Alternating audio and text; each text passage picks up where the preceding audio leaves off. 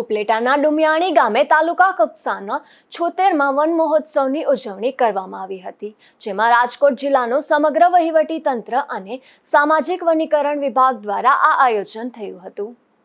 ઉપલેટા તાલુકાના ડુમિયાણી ગામે BRS college ખાતે આ કાર્યક્રમ યોજાયો હતો, જેમાં અધિકારીઓએ લોકોને વૃક્ષો વાવવા માટે અપીલ કરી હતી।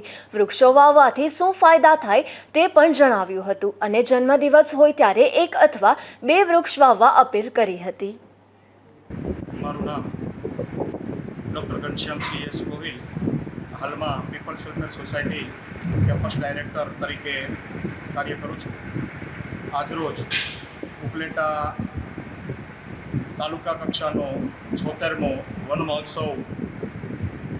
આપણા BRS કોલેજના અને પીપલ્સ વેલફેર સોસાયટીના આંગણે યોજાયો, જેમાં ઉપલેટા ધોરાજી તાલુકાના ધારાસભ્ય શ્રી મહેન્દ્રભાઈ પાડલિયા, તાલુકા પંચાયતના પ્રમુખ શ્રી પ્રવીણાબેન, તાલુકા પંચાયતના ઉપપ્રમુખ શ્રી